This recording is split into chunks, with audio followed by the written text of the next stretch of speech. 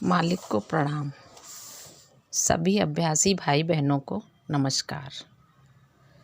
प्रेम आगे की कड़ी आज मैं फिर प्रस्तुत कर रही हूँ। बसंत पंचमी के उत्सव के 3 दिनों के दौरान काफ़ी बड़ी संख्या में लोग इकट्ठे होते हैं। सारे कमरों और बरामदे में लोग सोते हैं। बाकी बचे हुए लोगों के पास के मकानों में रखा जाता है। दिन भर काफ़ी चहल पहल रहती है। उन दिनों सब लोग सवेरे 4 बजे उठ जाते और लगभग आधी रात ढले सोने जाते। इसलिए दिन कुछ लंबे भी होते हैं। लोग चाहे कहीं भी ठहरे हों, खाने का इंतज़ाम गुरुदेव के घर में ही होता है।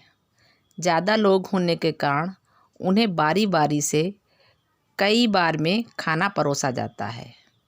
सबको भोजन कराने में कई घंटे लग जाते हैं। जब पहली बार मैं बसंत के उत्सव में शामिल हुआ तो एक शाम को मैं कुछ थकावट और हताश सा महसूस कर रहा था। शाम के भोजन का पहला बैच खाकर सोने जा चुका था, पर अभी भी खाने वाले इतने लोग बाकी थे कि मैंने भोजन न करने का इरादा बना लिया और जाकर बिस्तर पर लेट गया। रात के करीब 10:30 बजे थे। मैं कमरे में अकेला ही था कि अचानक गुरुदेव वहाँ आ पहुँचे। मुझे नाम से पुकार कर कहने लगे, तुमने अभी तक खाना नहीं खाया है, मेरे साथ चलो, तुम्हारे लिए एक अलग जगह तैयार कर रखी है जहाँ तुम खा सकते हो। खाना भी तुम्हारे लिए परोस दिया गया है। मेरी समझ में ही नहीं आया कि क्या कहूँ। चुपचाप उनके साथ भीतर चला गया। जब तक मैं खाता रहा वे मेरे पास बैठे रहे।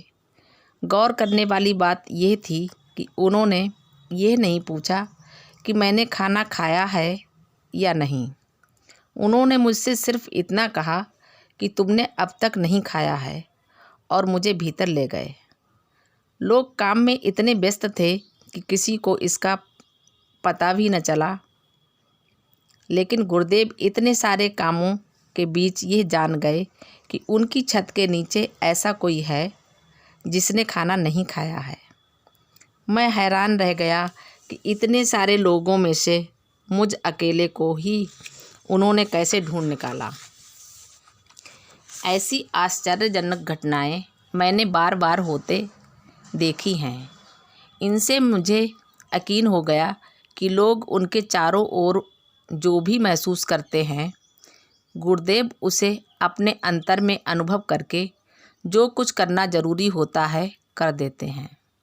ये काम कई बार शारीरिक होता है, जैसा कि ऊपर के उदाहरणों से सिद्ध होता है, परंतु कई दफ़ा ये अभ्यासी की आध्यात्मिक ज़रूरत पूरी करने के लिए उनके आध्यात्मिक सत्य का प्रभाव भी होता है। दूसरों के मनोभावों को पूरी तरह और सहज रूप में वे इस तरह जान लेते हैं मानो वे दर्पण हों, जिसमें सामने की हर चीज़ दिखाई पड़ जाती है। बसंत पंचमी का उत्सव सर्दी के मौसम में मनाया जाता है और शाहजहाँपुर में अक्सर कड़ाके की ठंड पड़ती है।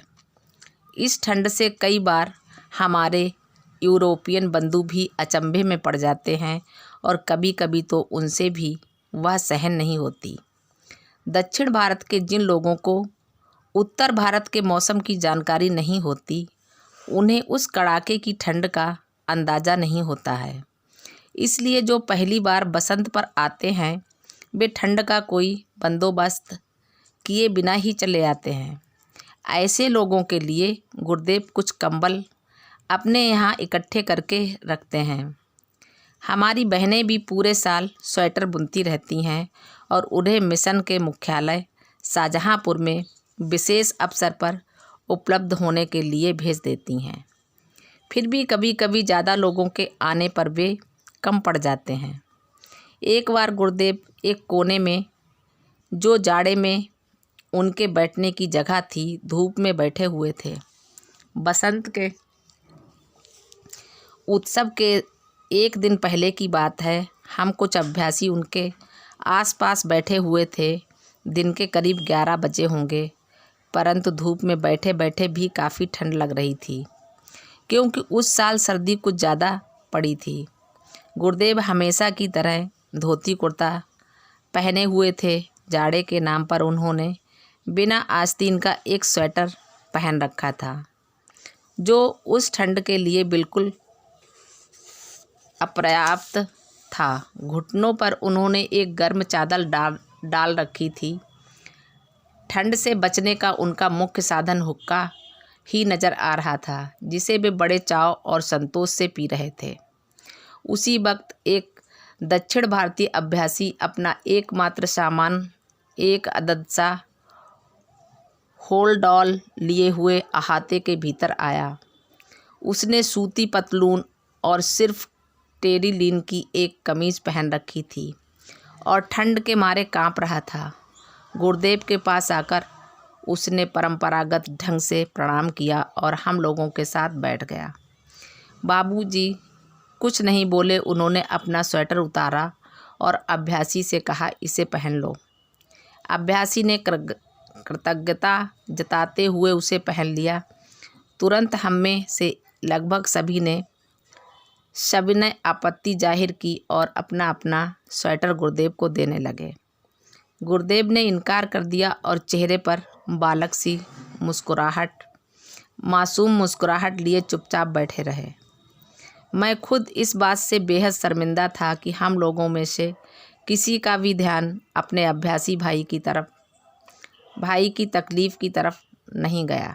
किंतु बाद में मैंने खुद को समझाया कि मालिक तो सबसे निराले हैं और उनकी तरह दूसरों की ज़रूरत महसूस करके भला कौन उसी क्षण उन्हें पूरा कर सकता है।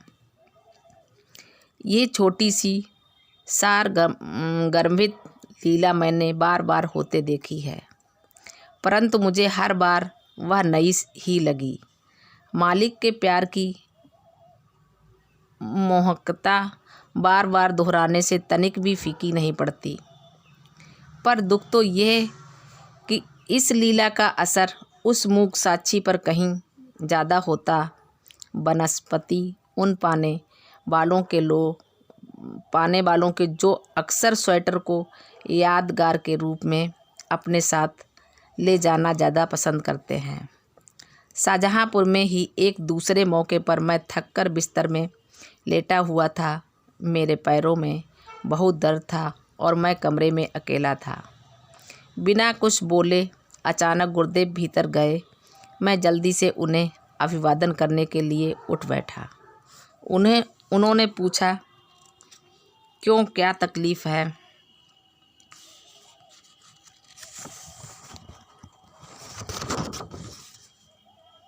मैंने कहा, पाँव दर्द कर रहे हैं। वे तुरंत पाँव की मालिश करने बैठ गए। मैंने ज़बरदस्ती उन्हें ऐसा करने से रोका। गुरुदेव कहने लगे, तुम ऐसा क्यों समझते हो कि ये गलत है? क्या कई बार तुमने हमारे पैरों की मालिश नहीं की है? अब जब तुम्हारे दर्द हो रहा है तो हमारा ये फ़र्ज़ बनता है कि हम भरकस तुम्हारी सेवा करें। मालिक को प्रणाम। सभी अभ्यासी भाई बहनों को नमस्कार। धन्यवाद।